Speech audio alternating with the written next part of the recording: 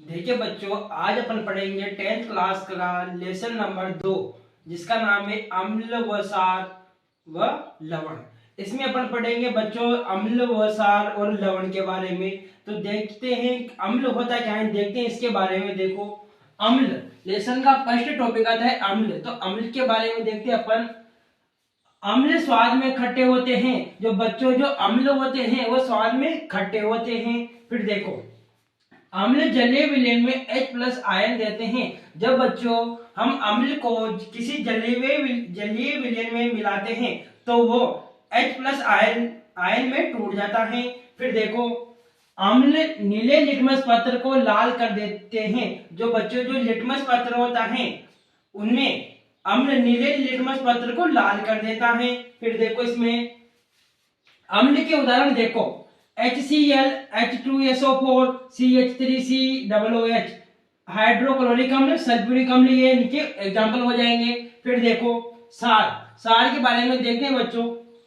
सार स्वाद में कड़वे होते हैं, मतलब अम्ल स्वाद में तो खट्टे होते हैं और सार स्वाद में कड़वे होते हैं। फिर देखो, इसमें सार जलीय विलयन में OH आयन देते हैं। जब अपन सार को किसी जलीय विलयन में मिलाते हैं बच्चों तो वो जलीय विलयन में OH माइनस आयन देते हैं।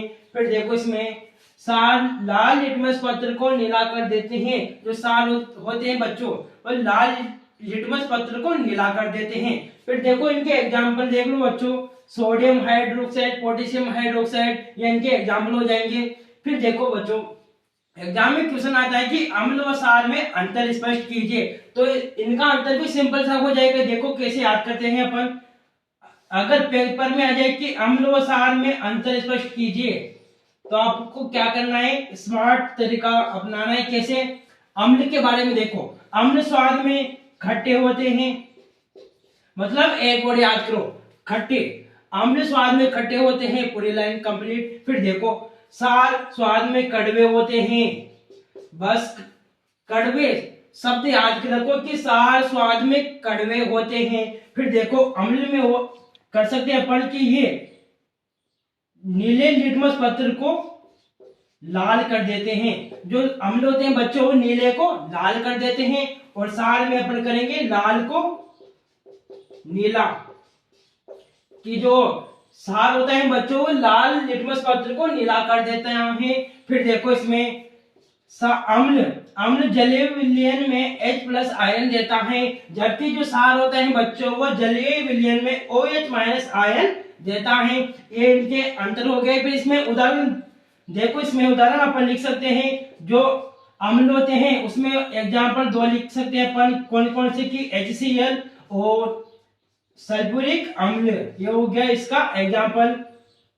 फिर देखो बच्चों, जो सार होते हैं उसमें भी अपन उदाहरण लिख सकते हैं। कौन कौन से? सोडियम हाइड्रोक्साइड NaOH और पोटेशियम हाइड्रोक्साइड, इनके ये एग्जाम्पल हो गए।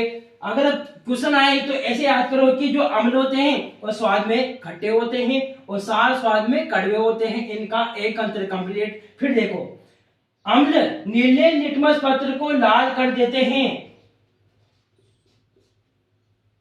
हाँ देखो, ये जो अम्ल होता है बच्चों नीले को लाल कर देते हैं और सार लाल लिटमस पत्र को नीला कर देता है। फिर देखो, इसमें एग्जाम्पल भी लिख सकते हैं। फिर देखो, अम्ल H प्लस आयन देता है, किसमें? जलीय विलयन में अम्ल H प्लस आयन देता है, जबकि जो सार होता है वो जलीय विलयन में OH माइनस आयन देता है। फिर देखो, इसमें एग्जाम्पल लिख सकते हैं 2-2।